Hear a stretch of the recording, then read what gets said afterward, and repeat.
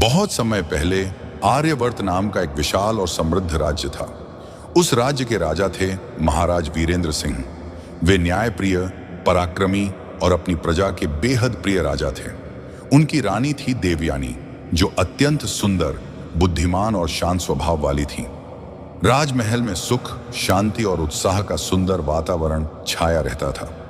लेकिन एक बात राजा के मन को अंदर ही अंदर परेशान करती रहती थी। एक रात राजा और रानी महल की छत पर टहल रहे थे। राजा ने गहरी सांस लेते हुए कहा, देवयानी, राज्य तो पूरी तरह शांत है, लेकिन मेरे मन के भीतर एक अजीब सी हलचल मची रहती है। रानी ने प्यार से पूछा, महाराज, क्या बात है जो आपको इतना बेचैन कर रही है? राजा बोले, मुझे लगता है कि मेरे भीतर कुछ ऐसे भाव उठते हैं जो मुझे कमजोर बना देते हैं। काम, क्रोध, लोभ, मोह और आकर्षण। महारानी, क्या यही मनुष्य के असली शत्रु हैं? रानी मुस्कुराई और बोली, बाहरी शत्रु तो तलवार से लड़े जा सकते हैं, लेकिन भीतरी शत्रु अंदर ही अंदर मनुष्य को खोखला कर देते हैं और अंत में उसके पतन का कारण बन जाते हैं। अगले ही दिन राजा ने राज्यसभा में एक परम ज्ञानी और बुद्धिमान साधु को बुलवाया। साधु वृद्ध थे, हिमालय से आए थे। उनके चेहरे पर दिव्य तेज था और आंखों में गहरी शांति झलक रही थी।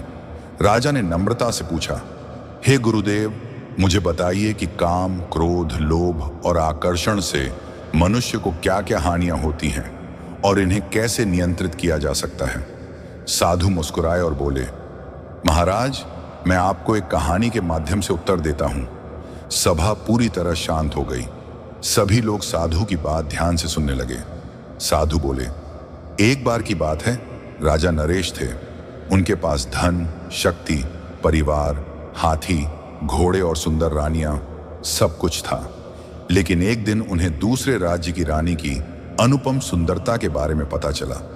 उनके मन में उसे पाने की इच्छा जाग उठी।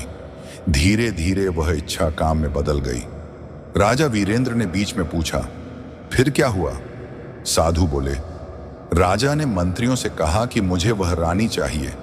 मंत्रियों ने समझाया कि यह अधर्म है, लेकिन राजा ने उनकी कोई बात नहीं मानी। अंत में उन्हें कुछ नहीं मिला, सिर्फ गहरा पछतावा हाथ लगा।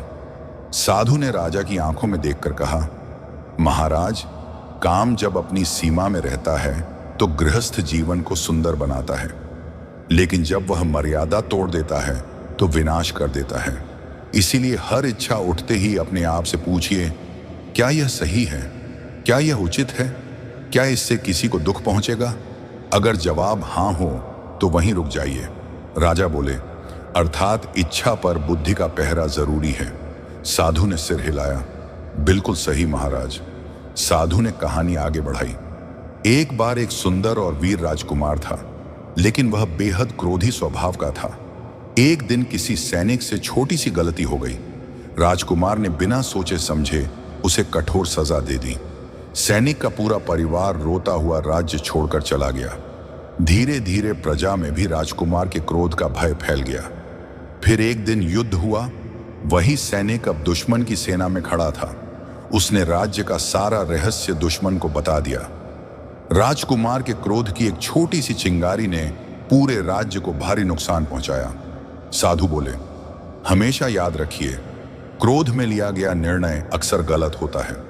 क्रोध वह आग है जो सबसे पहले खुद को ही जलाती है। इसलिए जब भी क्रोध आए, तुरंत कोई प्रतिक्रिया न करें, शांत हो जाएं। अब लोभ की कहानी सुनिए। प्राचीन काल में एक धनी व्यापारी था। उसके पास बहुत धन था, लेकिन उसे और चाहिए था। एक दिन जंगल में उसे एक साधु मिले।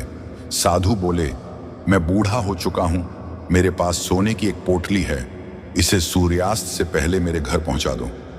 व्यापारी ने सोचा कि साधु बूढ़े हैं, चलो पहुंचा देते हैं। लेकिन रास्ते में लोभ जाग उठा। उसने सोचा, अगर पूरी पोटली मुझे मिल जाए तो कितना अच्छा होगा। वह साधु के साथ छल करके दूसरी दिशा में चला गया। जब उसने पोटली खोली तो उसमें सोना नहीं, बल्कि सिर्फ पत्थर थे। साधु बोले, राजन, लोभ मनुष्य को अंधा बना देता है। लोभ कभी संतुष्ट नहीं होता, इसलिए संतोष बहुत जरूरी है। हर दिन खुद से पूछिए, जो मेरे पास आज है क्या वह पर्याप्त है? अगर जवाब हाँ हो तो समझिए कि संतोष ही सच्ची संपत्ति है। संतोष से बड़ा कोई धन नहीं। अंत में आकर्षण और मोह की बात। एक बूढ़े राजा थे जो अपने छोटे पुत्र से अत्यधिक मोह रखते थे। वे उसे कभी युद्ध में नहीं भेजते थे और कोई जिम्मेदारी भी नहीं देते थे।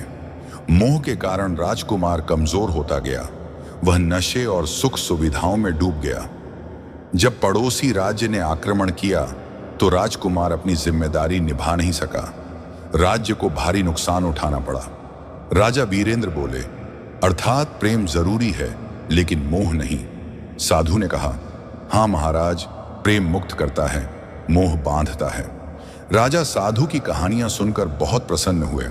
उन्होंने हाथ जोड़कर कहा, गुरुदेव, इन चारों पर विजय पाने का एक सरल उपाय बताइए।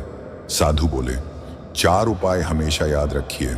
संयम काम पर नियंत्रण करता है, धैर्य क्रोध को नियंत्रित करता है, संतोष लोभ को जीतता है और विवेक आकर्षण और मोह को नियंत्रित करता है।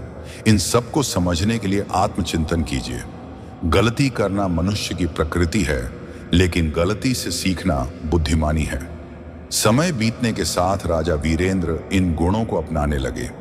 जब पड़ोसी राज्य की राजकुमारी की सुंदरता की चर्चा महल में होने लगी तो दरबारियों ने उन्हें उकसाया, लेकिन राजा मुस्कुराए और बोले, अब मैं पहले जैसा नहीं रहा, मैं अब काम का दास नहीं हूं।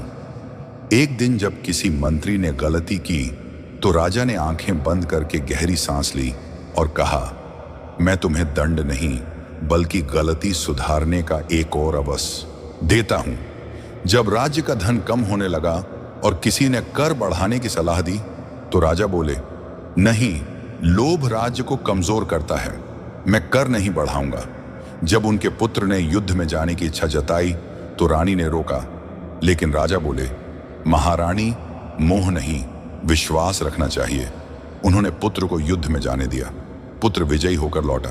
समय के साथ उनका राज्य पहले से कहीं अधिक शक्तिशाली और मजबूत बन गया।